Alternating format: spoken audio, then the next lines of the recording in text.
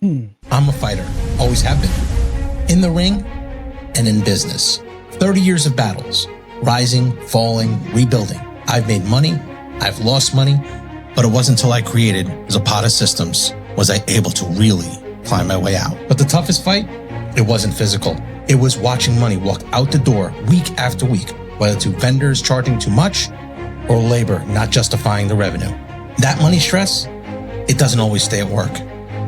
It follows you home, turns into arguments, cold dinners, and broken peace. And then there's the IRS, back taxes, deadlines, pressure you can't punch your way out of. Zapata Systems shows you what you're really paying. It gives you control, leverage, and savings. This isn't about surviving. It's about winning. You're in a fight. Start acting like it. Zapata Systems. Fight smarter.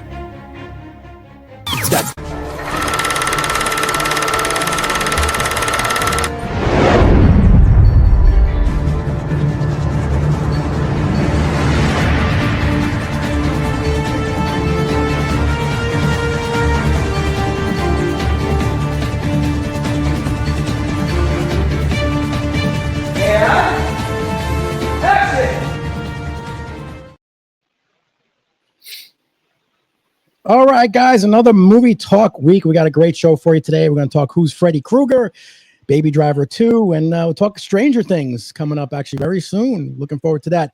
But first, let's introduce the team from DC Unboxed. Dave, DC Callari. What's going on, Dave? What's going on, guys? Everyone like recording at midnight now? Daylight savings time. Yeah, exactly. It's really dark out now. From the writer's room, Rob Alvarenga. What's going on, Rob? What's going on, fellas? Like we're doing a show under the full beaver moon. Yeah. So we just had Halloween. How was your guys' Halloween? Dave, I saw you with the pictures as the Ghostbusters all going over the place with your nephews. So it was great. I think I'm surprised at how much my nephews really need to sack up and get a little tougher. I feel like back when we would go out, I would make at least one run home, either just put the bag down or dump it out and then get back out there. And I feel like I used to be out late enough to the point where I was like, I don't even think we should be knocking on doors anymore. Yeah. And it was like 7 o'clock and my nephew's like, Uncle Dave, my legs are tired. I want to go in. I'm like, your legs are tired? You want to carry this pack around the rest of the night? My 3-year-old nephew, Nicholas, was Spider-Man, and he was the toughest one out of all of them. He was ready Nice. to go. Wow. Give me the webs and everything. That's right. Yeah. See that from my own heart. And of course, all the adults would see our costumes, the Ghostbusters, like, oh, that's so legit. That was pretty cool. Yeah, Rob, what about you? I saw you dressed up with the kids. Yeah. I got my girls out, hitting up all the trunk or treats and stuff, and I had to make sure that my little girl, my oldest, was all about K-pop Demon Hunters, so she was full on Zoomy, Zoe. I'm not sure. I'm still trying to get these names right. But it was like she was like, we're not going out until we get this costume right. Full wig. It was a night. It was a night, I'll tell you that much. Yeah. I mean, our generation was a lot tougher, man. We had the razor and the apples. That's where we grew up. We grew up going down. We were walking every house or whatever, we just went all over the houses. Well, never heard of trunk or treat. When was the last time anybody saw toilet paper in Goosey Night or Mischief Night? That was shaving creams and all that good stuff. Yeah. It's been at least like 2 decades since I've seen anything. Yeah. Easily. All the time. All the time. The hype, right? Get up, go to school on the 30th. But yo, where are we going tonight? Exactly. That's what we're doing. But no, I guess eggs are so expensive now. You're not joking. You don't want to do it anymore. We had Phil Falcone on last week for the Halloween edition. That was pretty cool. He does want to get together with all of us. There's some stuff going on in the back scenes that I'm working with him. What'd you guys think of that? Pretty cool. That's awesome. Great. Yeah. No, we had a great time. That's the thing too. It's like, obviously, he's kind of like, part of the latest, this generation's horror icon franchise. And, for someone like me that, like always was just like a fan of these horror franchises, Nightmare on Elm Street, Friday the 13th. It is just, for me, fanboying inside, like, wow, I get to actually talk to somebody that's part of the new version, the new updated version of horror icons that just keep going, kind of like a passing of the torch kind of deal. So it's always good to see like the brains behind the operation. Really a lot of fun talking to him. Yeah, he was pretty cool. And we're going to have Art the Clown, David Howard Thornton's going to be coming on with us. And then Damian Leone's also going to be coming on with us. So those guys are going to be coming. We're just figuring out some dates. And plus, I'm still working with Kane Hodder, but I don't know his timings a little bit. He's got some cons he's doing. So trying to get it on working. And so soon we'll have those. Well, let's get started. We're staying on Halloween theme. So let's talk a little bit more about Halloween, which is actually Nightmare on Elm Street, which is actually our first topic. We want to talk about that. So Chuck Russell, who directed who I thought was the best Halloween Nightmare on Elm Street movie, my fault, Nightmare on Elm Street movie, Dream Warriors. I thought that was the best one of all of them. Has been in talks right now to come back and possibly revisit the franchise Nightmare on Elm Street. Now, Robert Englund, who played Freddy Krueger, has retired from the role, because of his age and some physical limitations. So they asked Chuck Russell who would be the next Freddy Krueger, and he said he would like to pick, according to Deadline, Jim Carrey, which I thought was really interesting at first, but then I said maybe this does make sense. Rob, you're the horror guy, so I want to start off with you. What did you think about this this news with Jim Carrey as the possible Freddy?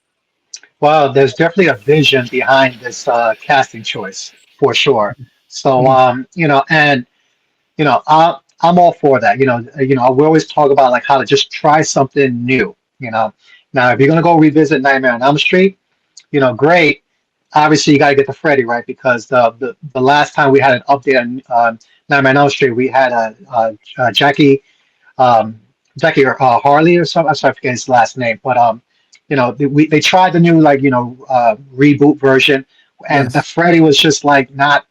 It didn't hit. It didn't quite hit because that's the thing about Freddy Krueger with how Robert Englund did it is like he had that there was like a little bit of a charisma to that monster, So and we just got lost with the reboot. So it makes sense in that respect if you're going to go with Jim Carrey because Jim Carrey could definitely give the charisma. It's just, and of course with the facial augmentation that he actually could do just on his own, to bring Freddy to life. You throw some real cool practical special effects on him, some makeup, all that stuff there.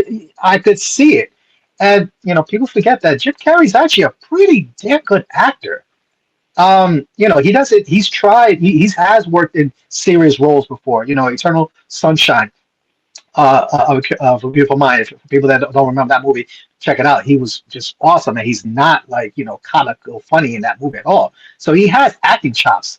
So I'm curious because it kind of reminds me of like when Heath Ledger was casted as the Joker. You just didn't see the guy that him as a Joker, but they had. I think they've had conversations about it. I'm curious to see what it looks like. Show me something. Yeah, 100%.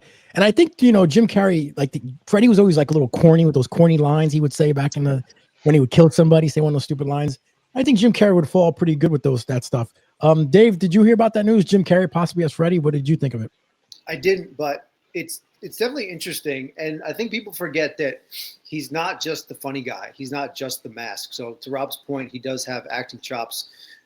He's a personality, and if you look at, I feel like Robert Englund had a little bit of that, like Vincent Price type horror mojo about him. That obviously it made sense that he was the character for so long.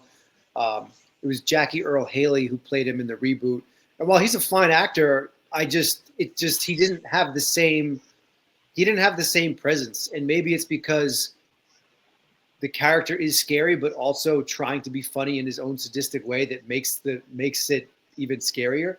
So it definitely has. I'm more interested than not, based on some of the other things that are coming down the pike. So it could be great. If you're going to continue to do a franchise like this, you have to do something different. Just like Friday the 13th, they're going way back when we're going to get to hear Pamela Voorhees' story. So you can't just do like the next thing, because essentially they kind of ended it with Freddy versus Jason, like sort of. Yeah. So you really have to just take a big swing, and at least this guy has some experience. It's not like a new guy coming in fresh. Like he's, he was way back. What year was it? 87 Dream. Yeah. Dream Wars 87. Yeah. Yeah. So. Yeah. So no, and the thing about that is that this guy, the thing that I like about this director, this filmmaker, obviously he knows the franchise very well. But at the same time, remember Dream Warriors, when that came out, that was just such a departure from the first two Nightmare on Elm Streets. Yeah. And he made it like really cool and exciting that you have people that you can fight back against Freddy. So he already has an idea of like doing like something different with the franchise, and that's what makes this music exciting.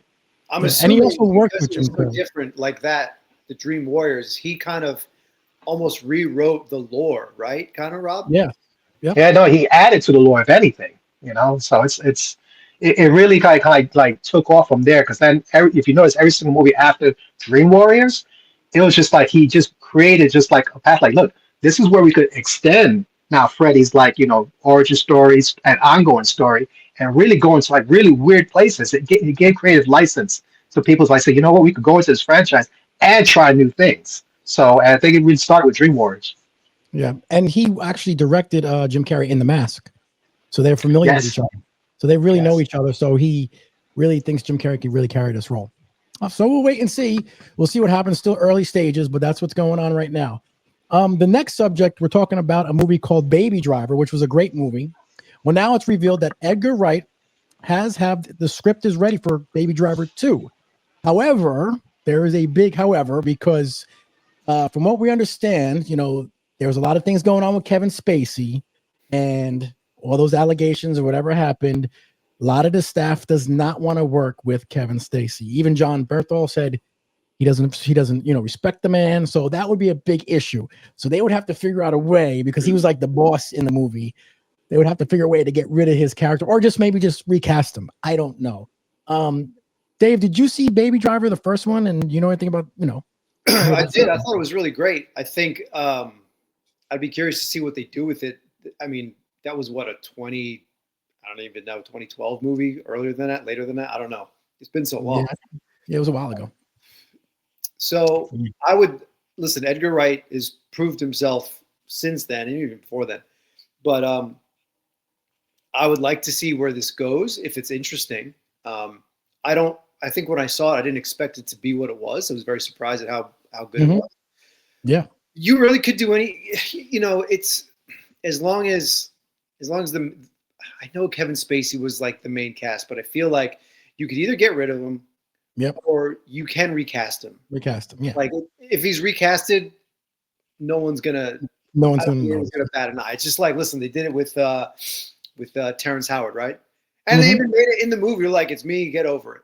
Yeah. If they decided to write him out in some way, I mean, that could have happened anyway. You know what I mean? Yep. Like this movie could go forward either way, and I think it would be fine. Yeah, I agree with you 100%. Rob, what do you think about Baby Driver 2, Edgar Wright? So, so for what I stand, the script it's been in existence for a long time, and a lot's happened since the movie, the original movie came out. So there's two things I'm thinking about. This is, we're approaching like the end of like, the range where you want to wait from like, movie to like sequel. Because I mean, I was just reading the same article, and I'm just thinking like, if they were to get started today, this movie would take another 2 years to get done, and we're talking about 10 years after the original movie came out. It might just miss its window. I mean, we've seen this before. Like, they're just taking way too much time for the sequel to come out. And then you talk about a lot of things like with Kevin Spacey. We talk about the actual main character himself. He had issues too. Some stuff outside of like legal stuff, whatever. So is this guy even available? I mean, it just seems like this is a lot of like ickiness surrounding the cast itself that it just doesn't seem like this is feasible to even like put together. Right now, I think I would have liked to see the sequel, like maybe again within like 2 or 3 years of the original. But now, I don't know if I'm really all that excited to like see like this movie. Yeah. I don't know. We'll see. I mean, I would like to see it done, because the first one was really great. It was a really surprise. Maybe they do a backstory on how he became a driver. I think that might be something they could totally do, something like that, where they keep it off, So we'll just wait and see. I don't know. Before we get to the last one, I wanted to talk about Predator Badlands. I actually saw that. Got to see it a little bit earlier with a special premiere. That was really it is now one of my favorite Predator movies. Might be the best. But I did see something kind of disturbing, which kind of came up on my phone. 87 is on the phone right now. I mean, it might be one of the best. That's how good it is. And it is really up there. The only thing I did see that just came up on my phone is that the box office, despite all the reviews, it says it might only open $25 million, which is kind of disappointing. Because you think Tron Ares did better than that. It was the worst movie. I don't know. That's what sucked. Yeah, that was really sucked. That director, he hit it on the head with this one. I watched the movie. I was like, wow, this is you guys really get a chance to see this because it's a great, great, great movie. And then you can see if it's better than the first one. I have my tickets for Friday night. Yeah, you're gonna. Let's see if I can sneak it in sometime over the weekend myself. Yeah, you're gonna absolutely love it. You were gonna fall into it, and it's gonna go so fast. You're gonna be like, wow, this is kind of amazing. This one, and there's a little bit of things in there. You're gonna be like, wow, they connected some stuff. So you'll see. You'll get. I feel this really should have had like a mid-August release though.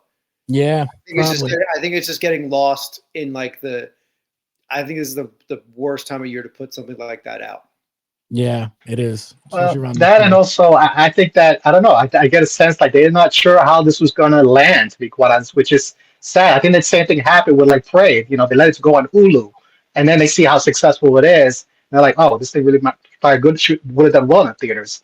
And I guess releasing it now, they're still like just dipping their toes in the water. It's like I don't know. I don't know why there's no faith in this. Or released it during when Alien Earth was running on Hulu. Like have some overlapping. Mm-hmm. Yeah, and the girl Fanning was tremendous. Her acting, everything was tremendous. You'll see when you guys see it. Let me know. You guys will enjoy it. All right, guys. So the final thing we want to talk about is the big one that came out was Stranger Things coming out. They actually released the trailer, the full season trailer. They had a teaser, then the trailer came out, and I gotta say, guys, I saw the trailer, and I thought it was great. Even though the kids are like 95 years old, but, it was great. We realized we went through 3 presidents since it was first released. Did you know that? Yeah. That's wild. That's crazy. Things is the reason I have Netflix. I had no interest in Netflix, and I had a client who wouldn't stop talking about Stranger Things. I'm like, fine, I'll do a free trial of Netflix. And then you fell in love with it, man. 14 price hikes later, I still have Netflix because of it. Rob, I saw the trailer. Did you see it? What did you think of the trailer? You looking forward to? Oh, sorry, Rob, got the wrong person. Yeah. There you go. What do you think of it?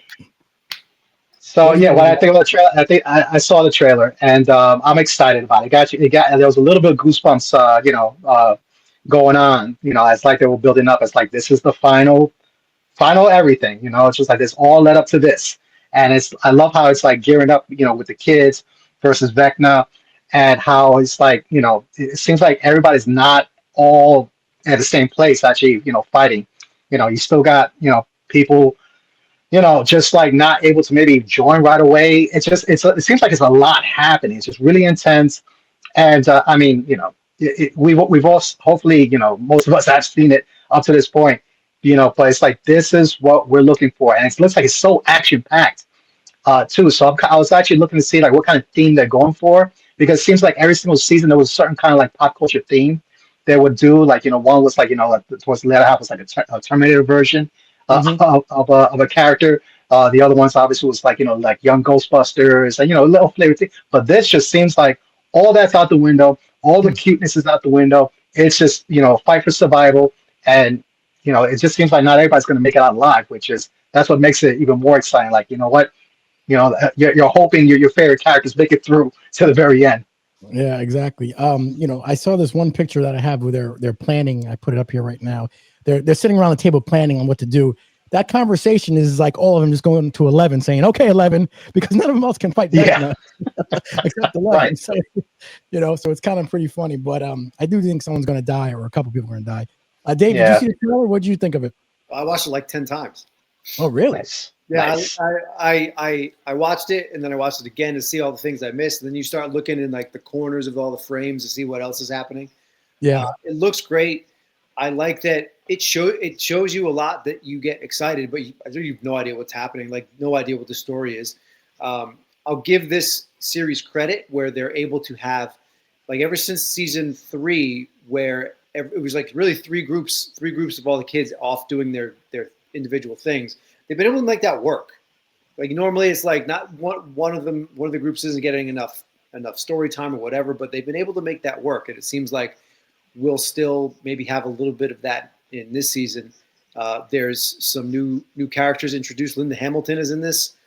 So it looks, I hope it delivers. I'm ready for some top tier grief and some top tier drama. And I don't know if it's just the finale that's supposed to hit theaters, but whichever one it is, I'll probably be there. Who do you think is going to die? I honestly, I don't know if Max makes it. She made like she's like we see Lucas holding her in the elevator, and the Demogorgons are running down the hall. I don't even know if she wakes up. Obviously, we don't know because we only had one clip of her, and she's still out. So I don't think they're not going to show any clips of her awake in the trailers. I don't think.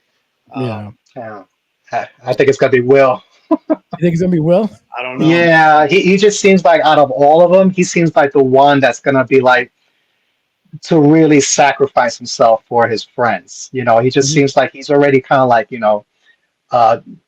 tortured. From the beginning when this thing all kicked off, he's the one that's pretty much suffered the most when you really think about it. But I think in the last season, you got to see like what.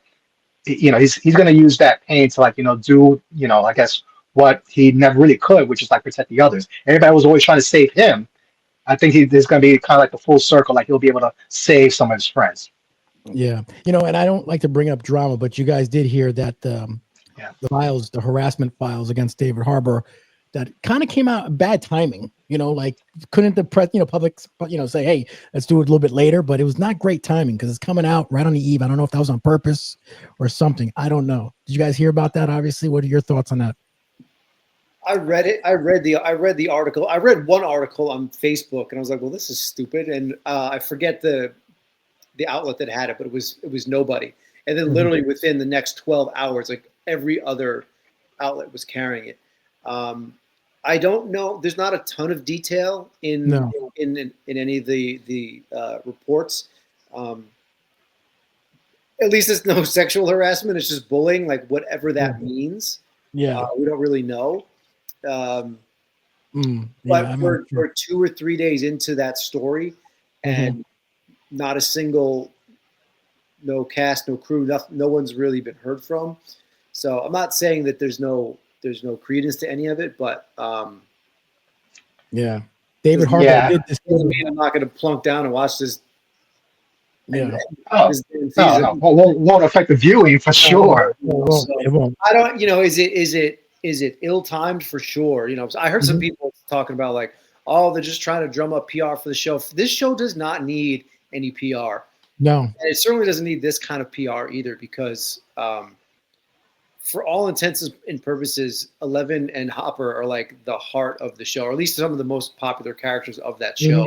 So to set out like slightly tarnishing someone like David Harbour, who up until now has been, aside from whatever his marital things are, I haven't really heard anything bad about him, and I really like him a lot as an actor.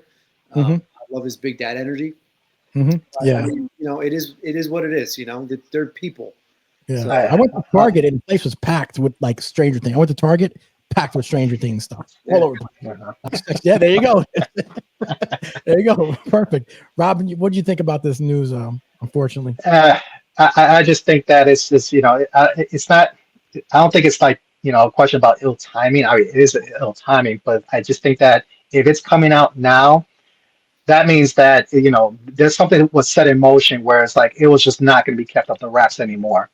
Somebody, it could be it could be Millie Bobby Brown, Camp, or somebody obviously was like, what, it's coming out anyway, so we're gonna have to release a story, and if that's the case, then unfortunately it's probably gonna get ugly. They're probably just trying to keep it quiet so they could do the releases that and everybody enjoy the show and then deal with it afterwards. But it just seems like something must have happened where it's like somebody was going to ready to talk no matter what, and so it had to come out. Yeah, I'm friends with a publicist, and he told me that he said this news came out. He says, I don't know the situation, but he says the timing of this is perfect for the parties because that we got the debut and the premiere. What are you going to remember more, the premiere or the allegations? The premiere. Everyone's going to be running for the premiere. So he goes, you're going to forget one and you're going to remember the other. He goes, that's why they probably threw it out. I don't know. That's what they were telling me. But strategy. It's a strategy. Yeah, he's telling me, he says all strategy in Hollywood. That's what they do. It's all smoke and mirrors. So we'll see what happens. All right, guys. So we got a lot of fan questions and we got some trivia coming on. But let's take a break and hear from our sponsor. The code never changes. Right. That's why Straight Outta Jersey has partnered up with the Cosa Nostra brand. Not just a name, but a code you will wear on your chest. From the streets to the mic, we carry the same message. Respect is earned. Loyalty is everything, and silence is sacred.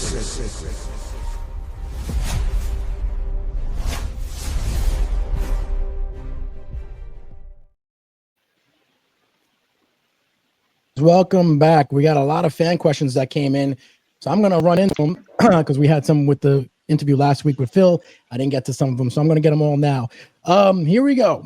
So Bruce T from New York says, hey, DC, you mentioned you were not a horror guy, but love GB, which I consider horror. Explain. If there's a steady paycheck in it, I'll believe anything you say. I love this. Oh, that's great. That's really great. All right, Dave, go ahead, explain. You don't like GB. Who's this guy? Bruce, go on. Bruce from New York. Very good, Bruce T. Yeah, we can put Bruce on the payroll. So, I guess you could call Ghostbusters like horror comedy. The first one, listen, I remember being a kid when I first saw it, and I had a really hard time. I couldn't watch the screen when I knew the library ghost was going to happen. It took me a long time to get to that point. Okay. And lately I've been watching a couple of, everyone does like their first time watching Ghostbusters reactions on YouTube. And because I know what's going to happen the whole way through, I'm like, yeah, here it comes. And there's a lot of people like, oh, like there's still there are some decent jump scares and there is some tension in that movie. I think the biggest thing for me is that most horror is about the villain, the bad guy, right? Like let's look at the Elm Streets and everything else. Like the main attraction is what is the bad guy going to do? How is he going to, slaughter everybody, or what's the most creative way Freddy can kill somebody or turn someone into cockroach arms in a dream? Mm-hmm. Whereas with Ghostbusters, it's about the heroes. It's about just some working class stiffs like building their gear and using their brains to defeat the ghost. So it's even if you want to classify it as horror in some way or horror comedy, I think the narrative, the way it's told is completely different.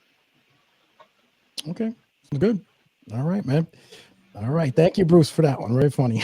Victor, Screenwriter Rob, who is the best horror writer or horror director? Oh man, there's so many. There's so many of them. To be honest, I mean, the first one that pops up for me is Wes Craven, because he's a pioneer in the genre. I guess it all depends on your taste, right? Because the thing with horror movies is that, what's scary to somebody isn't scary to somebody else. So it really depends. Like, if ghosts and pops jump scares is what gets you, you'll know which directors you're talking about. It's about just completely gore and stuff like that. Like Eli Roth, that those kind of movies. Or even Terrified. With Dr. Clown. It all depends. So I guess the best, but the question I'm noticing here is with writer and director.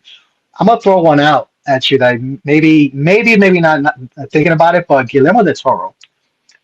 Actually, it has great horror chops, and he's a fantastic writer.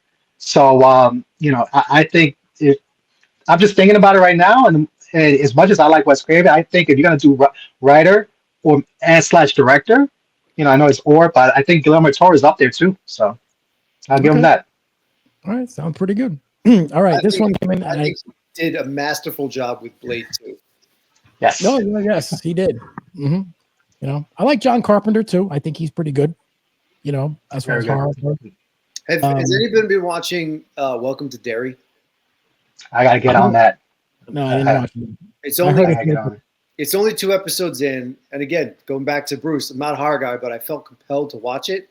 I know it's based off. It's like I don't think Stephen King has any ties to it, but there is a character in this. I think it's like 1962 or 63 that apparently this character. And I didn't know this about Stephen King, but all his stories take place in like the same universe.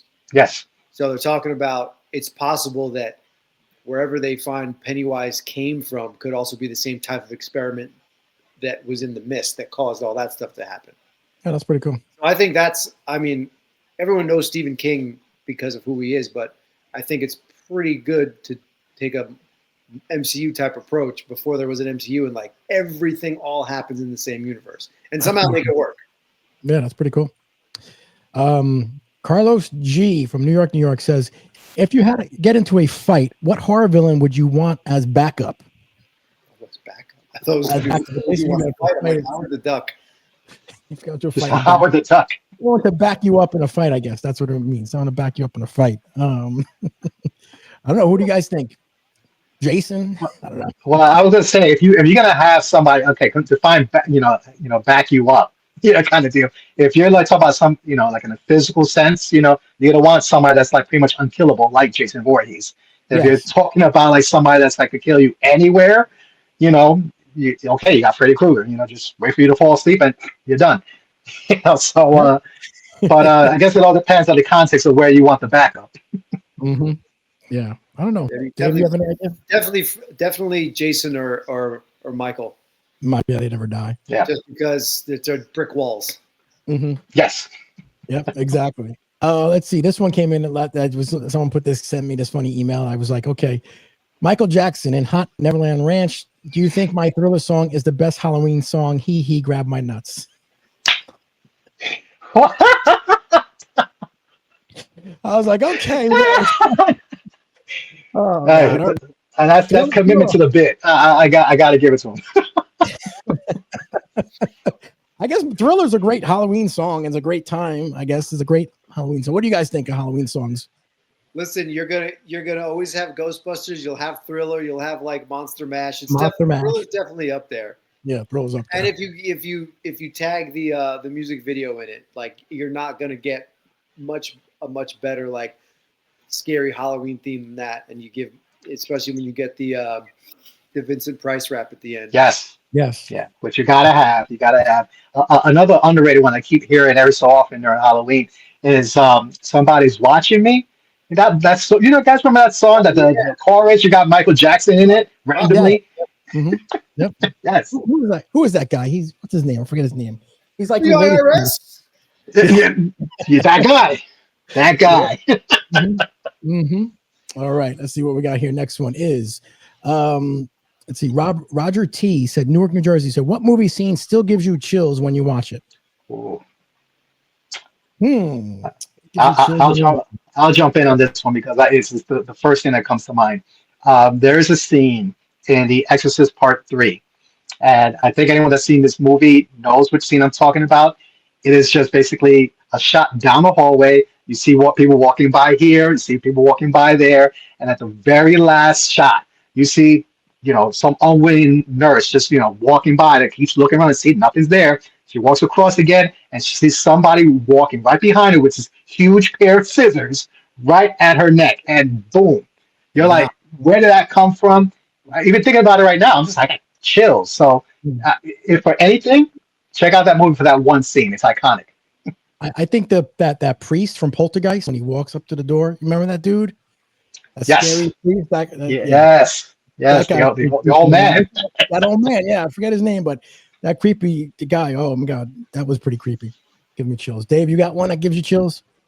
Well, if we're staying on the horror theme, I'm actually going to go with the scene from Signs when Joaquin Phoenix is watching the news in the closet and they're talking about the birthday party like in Buenos Aires or whatever.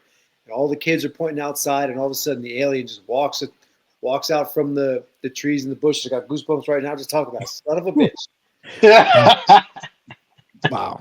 That you know it's coming.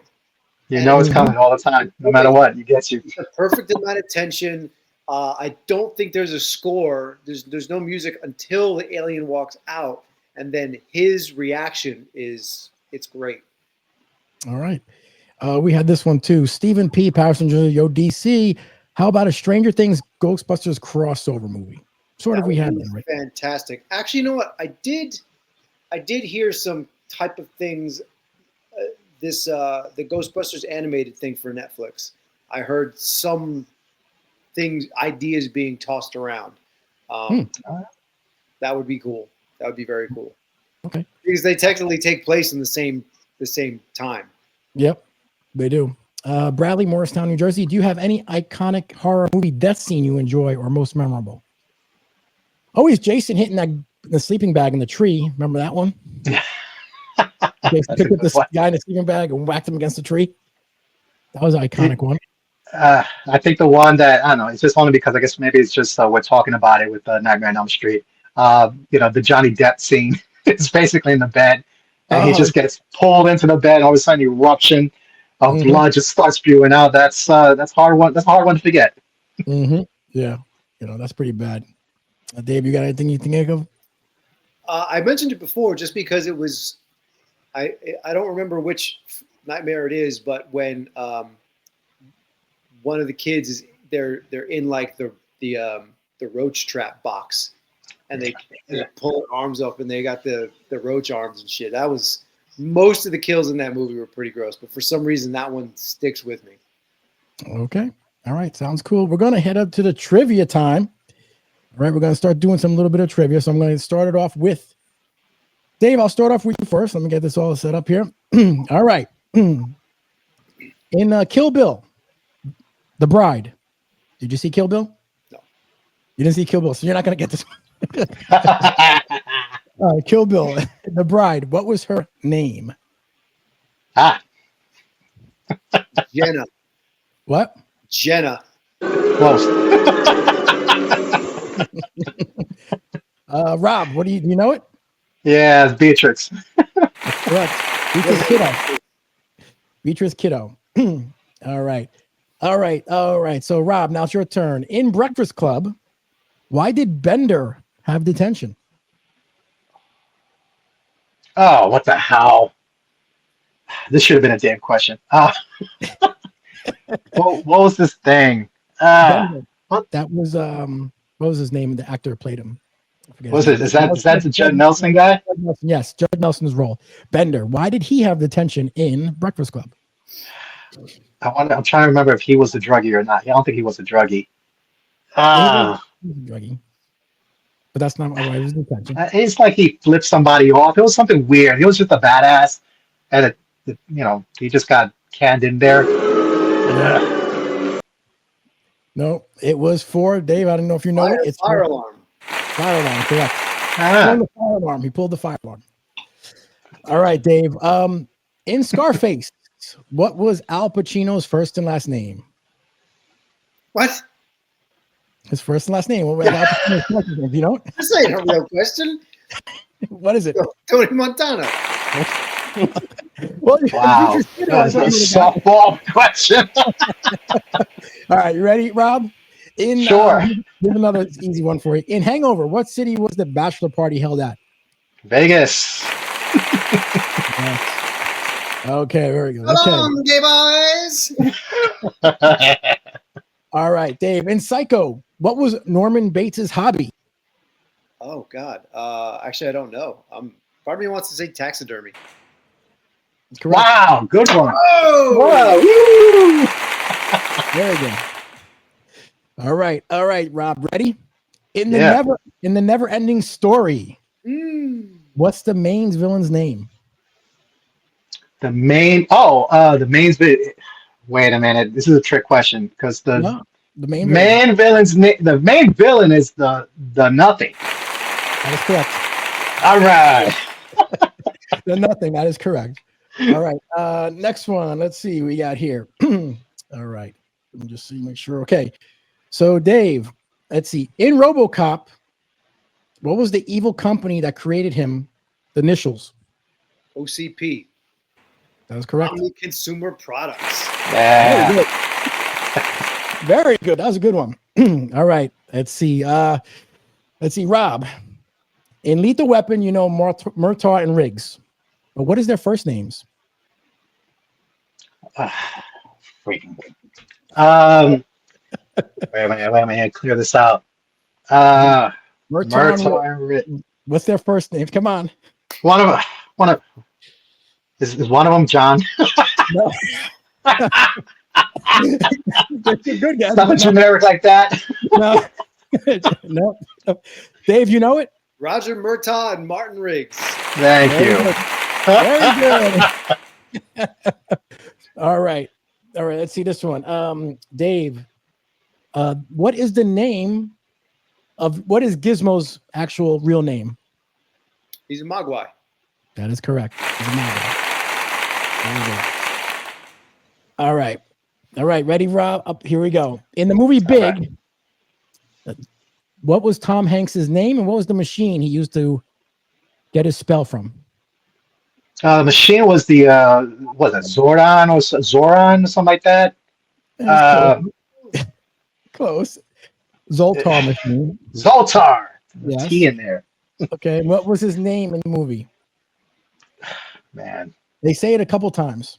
They do say it a couple times. I'm blanking. You know, Dave? First name was Josh. Baskin. Very good, Baskin. Oh. I don't. They don't mention it a whole lot. I don't. Oh no! Yeah. When he's in the work for the toy company, like, hey, Mr. Baskin, whatever. Yes. Your friend is here to see you. Yep. They and the final one is, I guess throw it out there. I guess Dave, in the Breakfast Club, how many students had detention? Oh shit.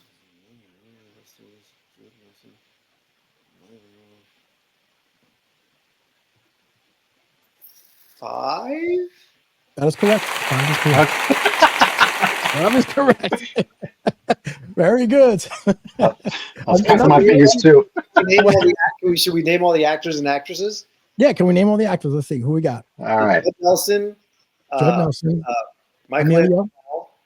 Molly Ringwald, Ali Sheedy, and Emilio Estevez. There you go. What were their names? I know one was Bender. The other one was Brian. Michael Anthony Hall was Brian. I forget what the other one was. I don't know. Claire. I know it was Claire because he goes Claire. Yes. Oh yeah. Yes. Claire, one of them's Claire, but I forget the other ones, the other two. But I forget. In case of Claire, I gotta look that up. That would have been a good question. All right, guys, another great week. Next week we got some stuff. We're gonna talk about the Mummy 4, which drops. So we're gonna talk about that. All right, guys. I will see you guys and touch base with you guys this week. You guys talk to you later, man. You got it, man. Great. Started from nothing. Jersey streets, we owned it. Jay-Z pumping